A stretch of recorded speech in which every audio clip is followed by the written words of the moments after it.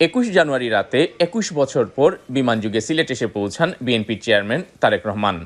সঙ্গে ছিলেন সহধর্মিণী সিলেটের মেয়ে ডাক্তার জুবাইদা রহমান।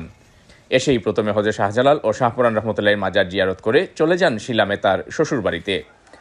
পরে হোটেল গ্র্যান্ড সিলেটে রাতে অবস্থানের পর বৃহস্পতিবার দুপুরে যোগ দেন প্রথম আনুষ্ঠানিক নির্বাচনী জনসভায়। দীর্ঘ 21 বছর পর সিলেটের মাটিতে জনসভায় বক্তব্য রাখবেন বিএনপি চেয়ারম্যান তারেক রহমান এবং এই প্রথম তিনি আগামী 12 ফেব্রুয়ারির নির্বাচনের আগে আনুষ্ঠানিক নির্বাচনী জনসভায় বক্তব্য রাখবেন। আর তাই এই সিলেট সরকারি আলিয়া মাদ্রাসা ময়দানে ভোর থেকেই লোকারণ্য হয়ে পড়ে। অনেকেই রাতেই এই আলিয়া মাদ্রাসা ময়দানে অবস্থান নেন। তারেক রহমান জনসভায় আসার পর নেতাকর্মীরা দুলাভাই দুলাভাই স্লোগানে চারপাশ মুখর করে তুলেন। প্রথম নির্বাচনী জনসভার শুরুতেই সালাম দিয়ে সিলেটি ভাষায় সবার কুশল জিজ্ঞাসা করেন তারেক রহমান। আসসালামু আলাইকুম, আসসালামু আলাইকুম, আপনারা ভালো আছেন নি?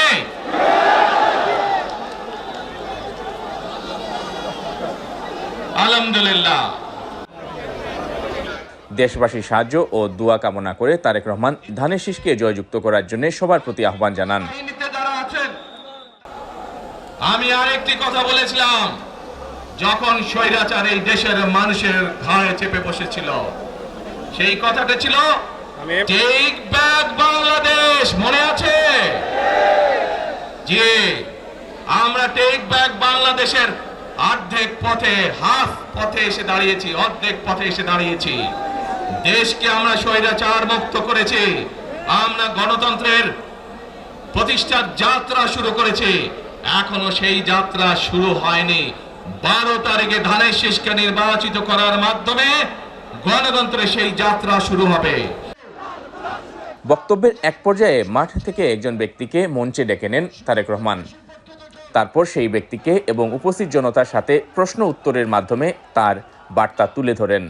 তিনি বলেন, একটি দল নির্বাচনের আগেই জনগণকে ঠকাচ্ছে, নির্বাচনের পর কেমন ঠকাবে আপনারাই বুঝেন। এবার আপনি আসেন দেখি, সামনে সামনে আসেন, আমার কাছে আসেন। কবে গেছিলেন আপনি? হজ না উমরা গেছিলেন? উমরা দেখেছেন 16তে, হজ 17। এখন আমাকে বলেন, আপনি তো উমরা হজ করে আসছেন, যে মাইকের সামনে দাঁড়ান, আপনি কাবা শরীফে গেছেন, কাবা শরীফের মালিক কে? জোরে বলেন। আল্লাহ। কাবা শরীফের মালিক কে? আল্লাহ। আল্লাহ। আমরা মুসলমান সবাই এই দিন দুনিয়ার, আমরা যে পৃথিবী দেখে, পৃথিবীর মালিক কে? আল্লাহ। এই সূর্য নক্ষত্র যা দেখি তার মালিক কে? আল্লাহ। বেহেশতের মালিক কে? আল্লাহ। দোজখের মালিক কে? আল্লাহ। আচ্ছা, দাঁড়ান, বসেন। আপনারা সকলেই সাক্ষী দিলেন, দোজখের মালিক আল্লাহ, বেহেশতের মালিক আল্লাহ, এই পৃথিবীর মালিক আল্লাহ, কাবার মালিক আল্লাহ। আরে ভাই, যেটার মালিক আল্লাহ সেটা কি অন্য কেউ দেওয়ার ক্ষমতা রাখে? রাখে না। তাহলে কি দাঁড়ালো?